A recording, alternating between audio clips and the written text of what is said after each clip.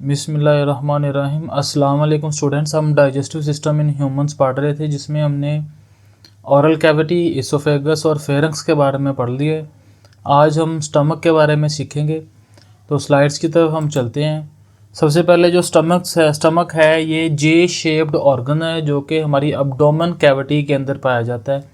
Abdomen cavity हम कहते हैं जो पेट के अंदर खाली जगह है, उसे हम अब्डोमेन कैविटी कहते हैं।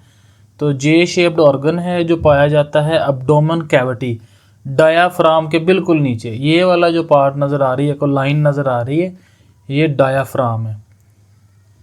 अब डायाफ्राम क्या होता है? डायाफ्राम कहते हैं ये एक गोश्त का पर्दा होता है, गोश्त का बना हुआ एक पर्दा होता है जो चेस्ट कैविटी को एब्डोमेन कैविटी से अलग करता है।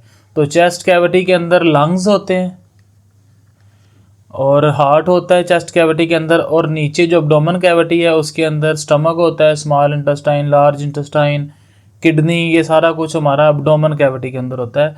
तो डायाफ्राम चेस्ट कैविटी और एब्डोमेन कैविटी के दरमियान में एक पार्टीशन है, और उस पार्टीशन के बिल्कुल नीचे ये जे शेप्ड ऑर्गन होता है जो बैग की तरह होता है, एक थैली होती है जिसे हम स्टमक कह देते हैं।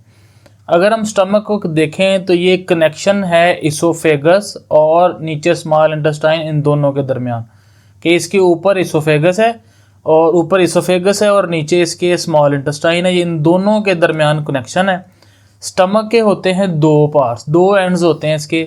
जो पहला एंड है ये वाला, अगर देखें तो इसे हम कहते हैं कार्डियक एंड, और ये वाला जो एंड है इसे कहते हैं पाइलोरिक एंड। ऊपर वाला एंड जो है ये कार्डियक एंड है और जो नीचे वाला एंड है ये पाइलोरिक एंड है। अब यहाँ पर दोनों एंड्स के ऊपर स्फिंक्टर्स मौजूद होते हैं। स्फिंक्टर्स हम कह सकते हैं ये एक तरह की वन वे विंडो होती है। ये क्या होती है? वन वे विंडो होती है। इस तरह की ये मसल होते हैं, सर्कुलर मसल, जिनकी ये शेप होती है। अब हो क्या रहा है कि इसके ऊपर मौजूद है इसोफेगस, और यही नाली अगर हम नीचे को ले जाएं तो ये आ जाती है स्टमक की, शुरू हो जाता है नीचे से। अब यहाँ पर ये वन वे विंडो मौजूद है। अब जो फूड हम ऊपर से आ रही है वो इस विंडो में से गुजरेगी। जब ये विंडो में गुजरेगी तो ये विंडो ओपन हो जाएगी। ओपन होने के बाद जो फूड है वो अंदर स्टमक के अंदर पहुँच जाएंगी। अब जब अगर ये स्टमक के अंदर जो फूड है, अगर ये इसका वापस फ्लो होना चाहे तो वो नहीं हो सकता। क्यों नहीं हो सकता? क्योंकि ये विंडो, जब ये फूड यहाँ पे लगेगी तो ये विंडो ओपन नहीं होगी।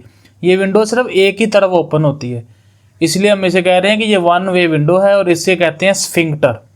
इसी तरह एक स्फिंक्टर इस रीजन में होता है तो उसे कहते हैं कार्डियक स्फिंक्टर, और इसी तरह का एक स्फिंक्टर नीचे होता है पाइलोरिक एंड में, उसे कहते हैं पाइलोरिक स्फिंक्टर। तो ये जो कार्डियक स्फिंक्टर है ये जो फूड का फ्लो है इसोफेगस से स्टमक के अंदर कंट्रोल करता है।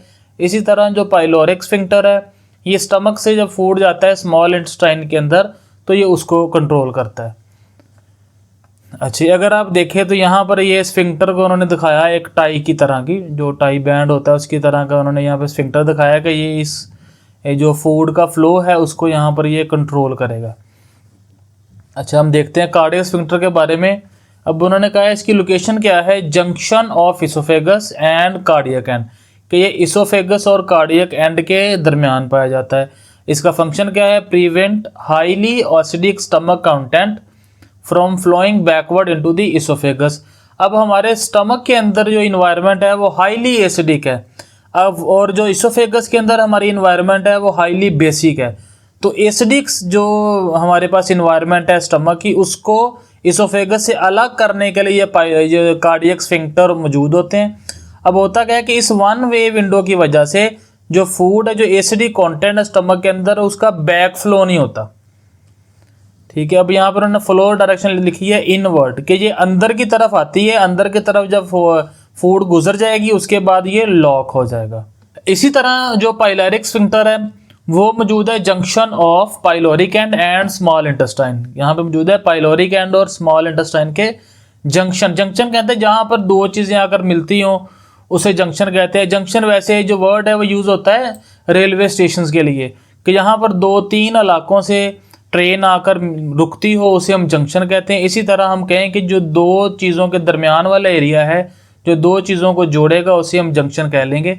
कि ये स्मॉल जो स्टमक है उसका जो पाइलोरिक एंड है नीचे वाला एंड उसके और स्मॉल इंटेस्टाइन के दरमियान जंक्शन में मौजूद है। काम क्या है, जो काम कार्डियक स्फिंक्टर का था वही काम पाइलोरिक स्फिंक्टर का है कि ये भी कंट्रोल करता है release of digestive matter into out of the stomach.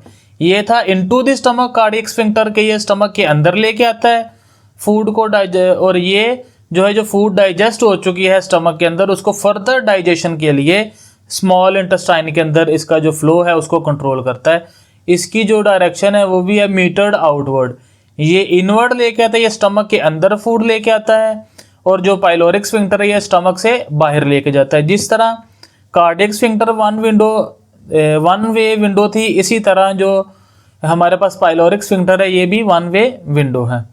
अब अगर हम देखें फंक्शनिंग की तरफ आए कि स्टमक काम क्या करता है, स्टमक के अंदर जो डाइजेशन होती है वो दो तरह की होती है। पहली होती है मैकेनिकल डाइजेशन और दूसरी होती है केमिकल डाइजेशन। मैकेनिकल डाइजेशन के अंदर क्या होता है कि इसके अंदर जो मसल जो वाल्स हैं स्टमक की वो इन्वॉल्व होती हैं। स्टमक के अंदर 3 तरह की वाल्स होती हैं, ये बताएं कि पहली सबसे बाहर वाली जो लेयर है वो ओब्लीक लेयर है, उसके बाद सर्कुलर मसल्स होते हैं और सबसे अंदर होते हैं लॉन्गिट्यूडनल मसल। अब होता क्या है कि जैसे ही फूड स्टमक के अंदर आ गई, ये जो स्टमक की मसल्स हैं ये बड़े ज़ोरदार तरीके के साथ सिकुड़ना शुरू कर देते हैं। क्या करते हैं, ये सिकुड़ना शुरू करते हैं। इस सिकुड़ने की वजह से फूड तो पहले ही डाइजेस्ट होना शुरू हो चुकी थी ओरल कैविटी के अंदर, वो छोटे पीसीज के अंदर हो गई थी। अब वही छोटे पीसीज जो हैं वो पहुंच चुके हैं कहाँ पर, स्टमक के अंदर।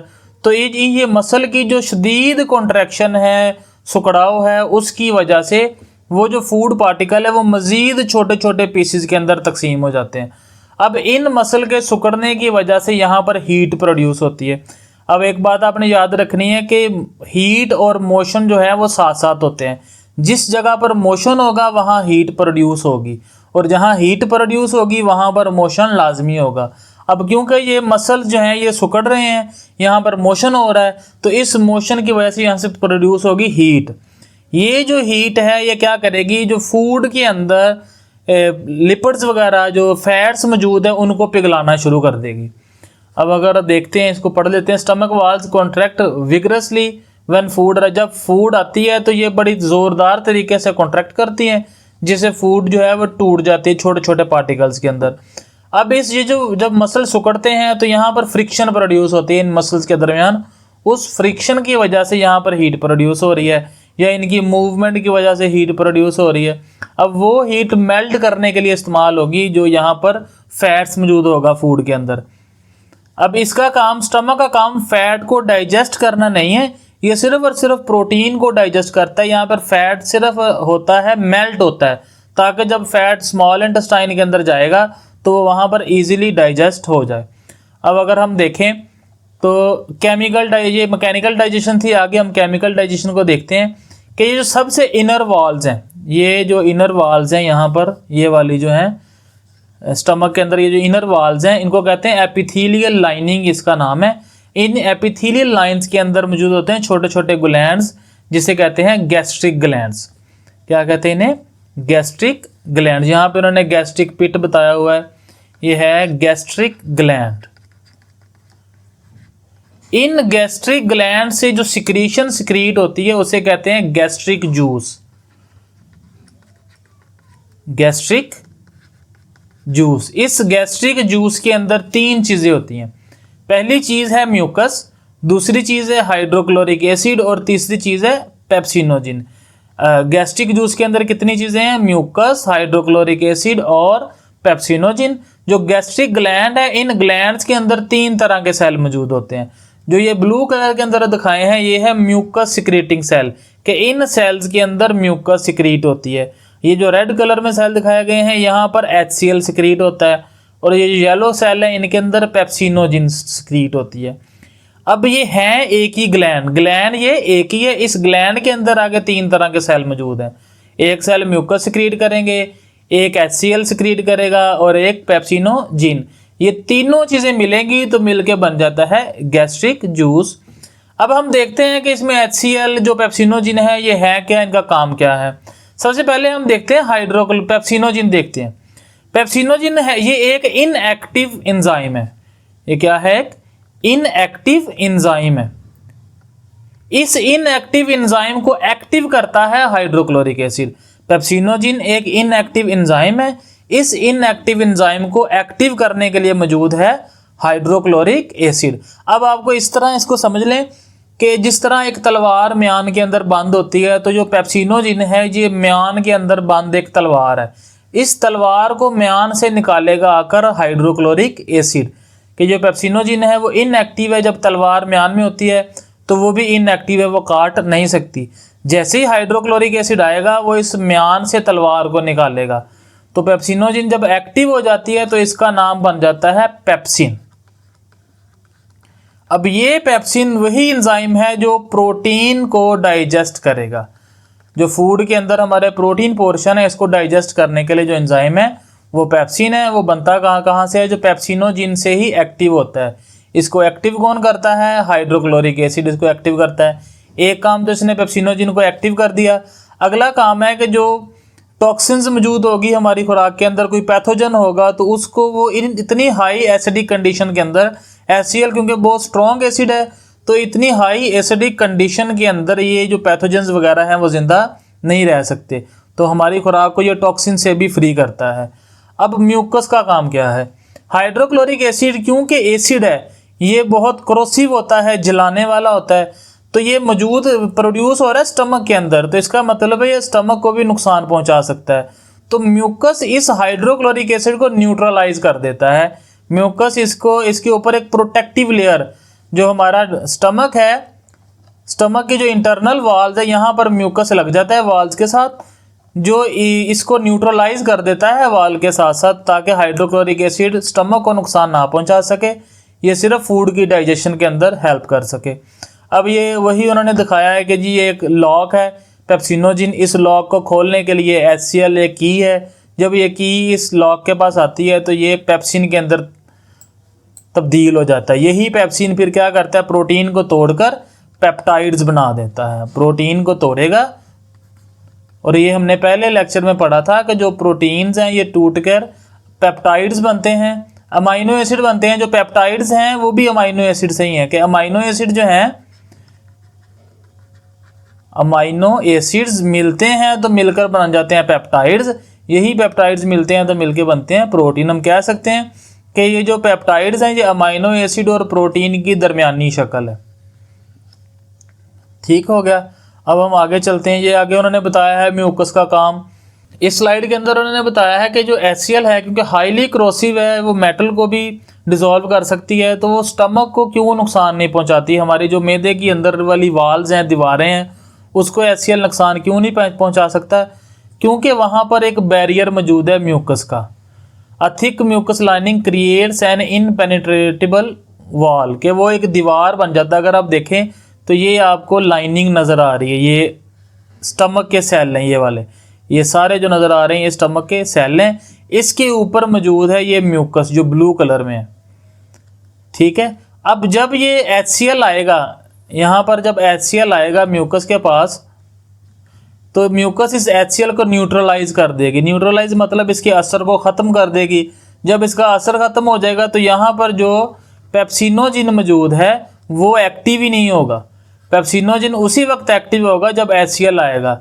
अब म्यूकस इस HCl को दीवारों के साथ न्यूट्रलाइज कर देता है, इसका असर ख़त्म कर देता है। तो जो पेप्सिन है वो पेप्सिन के अंदर, पेप्सिनोजिन पेप्सिन के अंदर तब्दील नहीं होता, जिससे हमारी जो मैदे की वाल्स हैं, जो दीवारें हैं, वो महफूज रहती हैं।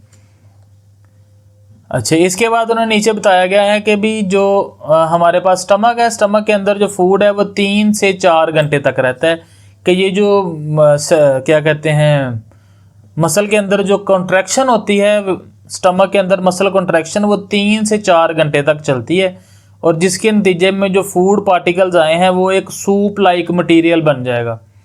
Soup like material, watery material, जिसको हम फिर कह देते हैं काइम, कि इस वाटरी मटीरियल को काइम कहते हैं। ये जो काइम है ये ड्रॉप बाय ड्रॉप फिर स्मॉल इंटेस्टाइन के अंदर जाता है, ड्रॉप बाय ड्रॉप, कि ये कतरा कतरा करके फिर स्मॉल इंटेस्टाइन के अंदर इसको भेजा जाता है काइम को। इसकी ये जो एंट्री है काइम के अंदर वो कंट्रोल करता है पाइलोरिक स्फिंक्टर, जो हम पीछे बात कर चुके हैं, पाइलोरिक स्फिंक्टर। ये पाइलोरिक स्फिंक्टर जो है ये एक वक्त में 5 से 15 ml तक काइम को अंदर लेके जाता है स्मॉल इंटेस्टाइन के अंदर। तो अब हम बुक पे रीडिंग कर लेते हैं कि वहाँ पर क्या है, जो सवाल है वो हम देख लेते हैं। सबसे पहले यहाँ पे सवाल बनेगा डिफाइन स्टमक के, स्टमक से क्या मुराद है। तो ये डेफिनेशन इसकी लिखी है, the J shaped stomach is located in the upper left side of abdomen cavity, कि ये हमारे जो पेट के अंदर खाली जगह है एब्डोमेन कैविटी है, इसकी अपर लेफ्ट साइड के ऊपर स्टमक मौजूद है। बिलो द डायाफ्राम, डायाफ्राम के बिल्कुल नीचे। The part of stomach immediately after oesophagus, के इसोफेगस, ये आपको इसोफेगस नज़र आ रहा है जिसके अंदर पेरिस्टालसिस हो रही है। यहाँ पर ये वाला जो पार्ट है इसको कहते हैं कार्डियक स्फिंक्टर, इसको कार्डियक एंड बोलते हैं। और ये जो पार्ट है स्मॉल इंटेस्टाइन और स्टमक के दरमियान, इसको हम बोलेंगे पाइलोरिक एंड। अब एक स्फिंक्टर यहाँ पर मौजूद है, एक स्फिंक्टर यहाँ पर। अगर जो कार्डियक एंड के पास है उसे कहते हैं कार्डिक स्फिंक्टर, और जो पाइलोरिक एंड पे के पास मौजूद है उसे कहते हैं पाइलोरिक स्फिंक्टर। अच्छा, यहाँ तक अगर ये स्टोमक की डेफिनेशन होगी, स्टमक की जे शेप से लेके पाइलोरिक एंड तक। आगे कार्डियक स्फिंक्टर की डेफिनेशन है कि ये क्या काम करता है, ये होता कहाँ पर है। At the junction of oesophagus and stomach, के स्टमक और इसोफेगस के जोड़ पर there is a sphincter ring of muscle, के ये मसल्स का एक रिंग है called cardiac sphincter. It prevents food from flowing back from stomach into oesophagus, कि जो फूड स्टमक के अंदर आ चुकी है इसको ये वापस नहीं जाने देता। कार्डियक स्फिंक्टर इस फूड को फिर वापस नहीं जाने देता। आगे पाइलोरिक स्फिंक्टर हम बाद में देखते हैं, इसको एंड पे देखेंगे। यहाँ तक कार्डियक स्फिंक्टर है। अब आगे हम फंक्शन की तरफ आते हैं। स्टमक का फंक्शन क्या है। स्टमक, अगर ये लॉन्ग क्वेश्चन आता है तो आपने पहले इसकी स्टमक की हेडिंग दे के डेफिनेशन लिखेंगे, फिर आप वहाँ पे कार्डियक स्फिंक्टर की हेडिंग देंगे, उसके बाद आप फंक्शन की हेडिंग देंगे। अब फंक्शन के अंदर हम लिखेंगे stomach is responsible for mechanical and partial chemical digestion of food. Stomach के अंदर मैकेनिकल डाइजेशन भी होती है और पार्शियल केमिकल डाइजेशन भी होती है। इट आल्सो स्टोर फूड, और इसके अंदर फूड स्टोर भी रहता है। हम देख चुके हैं कि 3 से 4 घंटे तक फूड जो है स्टमक के अंदर रहता है, तो वो क्या कर रहा है, फूड को स्टोर कर रहा है थोड़ी देर के लिए।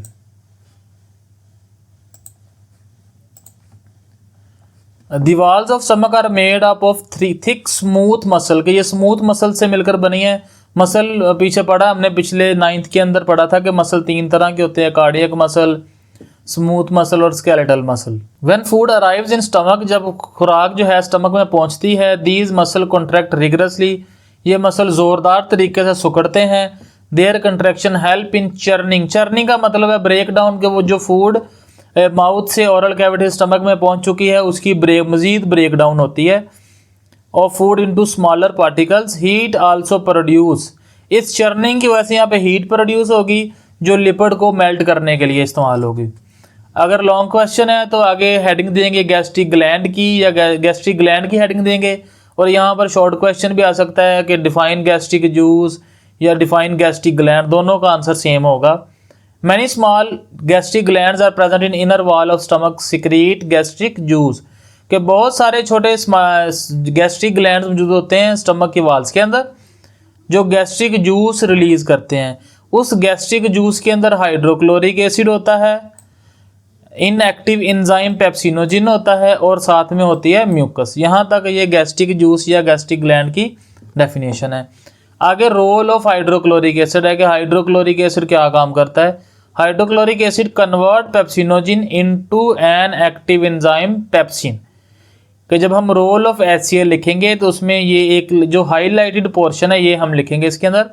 Hydrochloric acid convert pepsinogen into an active enzyme pepsin, hydrochloric acid pepsinogen को एक एक्टिव एंजाइम पेप्सिन के अंदर तब्दील कर देता है। उसके बाद hydrochloric acid also kill pathogenic bacteria present in the food, के फूड के अंदर जो बैक्टीरिया वगैरह है उनको भी ये किल कर देता है। तो जो HCl का रोल है हम ये हाईलाइटेड पोर्शन करेंगे, और दरमियान में ये पेप्सिन की डेफिनेशन है। Pepsin breaks large protein into shorter chains of amino acids called peptides, के पेप्सिन जो है ये प्रोटीन को तोड़ देती है छोटी छोटी चेन्स ऑफ अमाइनो एसिड की चेन्स के अंदर, जिन उन चेन्स का नाम है पेप्टाइड्स। ठीक है, आगे अगर हम चलें तो ये म्यूकस का रोल बताया गया है कि म्यूकस किस लिए है। हमने पेप्सिनोजिन का रोल देख लिया है, HCl का रोल देख लिया है, अब म्यूकस। अब हम पहले भी बात मैं कर चुका हूँ कि जो HCl है ये हाईली क्रोसिव है, कि ये मेटल को भी डिसॉल्व कर लेता है। तो इसके क्रोसिव एक्टिविटी से बचाने के लिए स्टमक जो है वो म्यूकस भी सक्रीट करता है। The mucus form a protective layer, ये एक हिफाजती तह बना देती है on the inner walls of stomach, मैदे की अंदर वाली दीवारों के ऊपर, वेयर इट न्यूट्रलाइज HCl, जहां ये HCl को न्यूट्रलाइज कर देती है। न्यूट्रलाइज का मतलब है HCl का असर खत्म कर देती है। हमने केमिस्ट्री के अंदर एसिड बेस केमिस्ट्री 9th के अंदर पढ़ा था कि जब एसिड और बेस रिएक्ट करते हैं तो उसे हम कहते हैं न्यूट्रलाइजेशन रिएक्शन, जिसके नतीजे में पानी बनता है और साल्ट बनता है। वही रिएक्शन यहाँ पर होता है कि म्यूकस इस HCl को न्यूट्रलाइज कर देता है। So pepsinogen can not be activated, ताकि पेप्सिनोजिन एक्टिवेट ना हो सके। इससे परेशान नहीं होना इस लाइन से कि ऊपर हम कह रहे हैं कि पेप्सिनोजिन एक्टिव होगा तो प्रोटीन तोड़ेगा, यहाँ हम कह रहे हैं पेप्सिनोजिन एक्टिवेट ना हो। तो दीवारों के करीब जो मैदे की जो अंदर वाली दीवारें हैं उनके करीब अगर हम यहाँ पर देखें ऊपर तस्वीर कि ये जो मैदे की दीवारें हैं ना, इन दीवारों के करीब म्यूकस आ जाता है ताकि ये दीवारों को डिसॉल्व ना कर सके, डाइजेस्ट ना कर सके HCl पेप्सिन, ताकि हाइड्रोक्लोरिक एसिड पेप्सिनोजिन को यहाँ पर पेप्सिन में तब्दील ना कर सके। लेकिन जो अंदर खाली जगह है जहाँ फूड मौजूद है वहाँ पर ये काम म्यूकस मौजूद नहीं होता, वहाँ पर HCl अपना काम करता है। Walls are protected from breakdown, यहाँ तक हमने म्यूकस का रोल करना है। आगे हमने काइम की डेफिनेशन है कि food usually remains in stomach for 3 to 4 hour, के 3 से 4 घंटे तक जो है फूड वो स्टमक के अंदर रहता है। Due to action of stomach the food become a soup like mixture, कि ये एक सूप लाइक मिक्सचर बन जाता है, वाटरी मिक्सचर बन जाता है, जिसे हम काइम कहते हैं। आगे पाइलोरिक स्फिंक्टर के बारे में बताया गया है। तो आप पाइलोरिक स्फिंक्टर की डेफिनेशन आए, रोल आए, तो पहले हमने ये ऊपर वाली लाइन लिखनी है कि pyloric sphincter is present between stomach and small intestine. Cardiac sphincter हमने पहले इसको डिस्क्राइब कर लिया था, अब पाइलोरिक स्फिंक्टर को हम डिस्क्राइब करेंगे कि pyloric sphincter is present between stomach and small intestine. आगे ये शुरू होगा, the pyloric sphincter control the flow of chyme each time the pyloric sphincter opens, about 5 to 15 ml of chyme moves into the small intestine, कि ये जब भी जो sphincter है पाइलोरिक स्फिंक्टर ओपन होता है तो 5 से 15 ml काइम मूव हो जाता है स्मॉल इंटेस्टाइन के अंदर। अब यहाँ तक जो है ये प्रोटीन डाइजेशन कंप्लीट हो जाती है। मैक्सिमम जो प्रोटीन डाइजेशन है वो स्टमक के अंदर कंप्लीट हो जाती है, जो थोड़ी बहुत रह जाती है वो आगे जाके स्मॉल इंटेस्टाइन के अंदर कंप्लीट होती है। हमने अब तक पढ़ा है कि ओरल कैविटी के अंदर कार्बोहाइड्रेट जो हैं डाइजेस्ट होते हैं, पार्शियल डाइजेस्ट होते हैं, फिर उसके बाद स्टमक के अंदर पार्शियल डाइजेशन तकरीबन 80% डाइजेशन जो प्रोटीन की वो स्टमक के अंदर हो जाती है। उसके बाद जो लिपिड है वो ऊपर कहीं भी डाइजेस्ट नहीं होता, लिपिड ने जाके स्मॉल इंटेस्टाइन के अंदर डाइजेस्ट होना है, और जो बाकी प्रोटीन और कार्बोहाइड्रेट रह गया वो भी स्मॉल इंटेस्टाइन के अंदर जाके डाइजेस्ट होगा। और ये काम क्या होगा ये हम अगले लेक्चर में देखेंगे। तो अब हम इसको उर्दू मीडियम बुक से भी निशान वगैरह लगा लेते हैं कि सबसे पहले मैदा क्या है, मैदे के बारे में आप क्या जानते हैं। तो ये जे शक्ल का मैदा अब्डोमन में ऊपरी बाईं जानब डायाफ्राम के नीचे मौजूद होता है। मैदे का वो हिस्सा जो इसोफेगस के फ़ौरन बाद है कार्डियक हिस्सा कहलाता है, जबकि वो हिस्सा जो स्मॉल इंटेस्टाइन से पहले है वो पाइलोरिक हिस्सा कहलाता है। यहाँ तक मैदे की डेफिनेशन है। आगे ये कार्डियक स्फिंक्टर की डेफिनेशन शुरू होगी कि इसोफेगस और मैदे के जोड़ पर एक मसल का हल्का जिसे स्फिंक्टर मौजूद है, जिसे कार्डियक स्फिंक्टर या इसोफेगस का ज़ेरी स्फिंक्टर कहते हैं। ये खुराक को मैदा से वापस इसोफेगस में जाने से रोकता है। उसके बाद हम फंक्शन पे आते हैं, वही के जो मसल की दीवारें हैं वो सिकुड़ती हैं, जिससे खुराक जो है मज़ीद छोटे पार्ट्स के अंदर टूटते हैं, हरारत लिपिड को पिघला देती है। ये यहाँ से लेके यहाँ तक इसका फंक्शन होगा, फेल होगा। उसके बाद गैस्ट्रिक ग्लैंड्स या गैस्ट्रिक जूस की डेफिनेशन है, मैदा से शुरू करेंगे। तीसरी लाइन के अंदर जो म्यूकस शामिल है यहाँ तक इसकी डेफिनेशन होगी गैस्ट्रिक ग्लैंड या गैस्ट्रिक जूस की। उसके बाद ये हाइड्रोक्लोरिक एसिड का रोल है कि हाइड्रोक्लोरिक एसिड का क्या किरदार क्या है डाइजेशन के अंदर। हाइड्रोक्लोरिक एसिड पेप्सिनोजिन को एक फाल एंजाइम यानी पेप्सिन में तब्दील करता है। हाइड्रोक्लोरिक एसिड खुराक में मौजूद बीमारी के पैदा करने वाले बैक्टीरिया को भी मार डालता है। उसके बाद ये दरमियान में पेप्सिन की डेफिनेशन है। पेप्सिन एंजाइम बड़ी प्रोटीन्स अमाइनो एसिड को छोटी जंजीरों में तोड़ता है जिन्हें पेप्टाइड्स कहते हैं। उसके बाद ये म्यूकस का फंक्शन है। म्यूकस मैदा के अंदरूनी दीवारों पर एक हवास्ती तह बनाता है जहाँ से HCl गैर मौसर करता है, इसलिए पेप्सिनोजिन यहाँ फाल नहीं हो सकता और दीवारें टूट फूट से महफूज रहती है। ये म्यूकस का किरदार क्या है डाइजेशन के अंदर, यहाँ तक इसकी डेफिनेशन होगी। आगे काइम की डेफिनेशन है कि 3-4 घंटे के बाद जो खुराक है वो शोरबे जैसा मिक्सर बन जाता है जिसे हम काइम कहते हैं। यहाँ तक ये काइम की डेफिनेशन है। अच्छे, उसके बाद उन्होंने बताया है पाइलोरिक स्फिंक्टर। पाइलोरिक स्फिंक्टर जब डिफाइन करेंगे तो पहले हम जो ऊपर 1.5 लाइन छोड़ चुके पहले वो लिखेंगे कि मैदे और छोटी आंत के दरमियान पाइलोरिक स्फिंक्टर मौजूद होता है। उसके बाद हम इसका फंक्शन नीचे से करेंगे। काइम के बहाव को पाइलोरिक स्फिंक्टर कंट्रोल करता है। हर बार जब पाइलोरिक स्फिंक्टर खुलता है तो 5 ml से 15 ml काइम छोटी आंत यानी स्मॉल इंटेस्टाइन में चला जाता है। तो आज हमारा इतना काफ़ी है। अगले लेक्चर के अंदर हम स्मॉल इंटेस्टाइन के बारे में पढ़ेंगे। तो अल्लाह हाफिज़ बच्चों।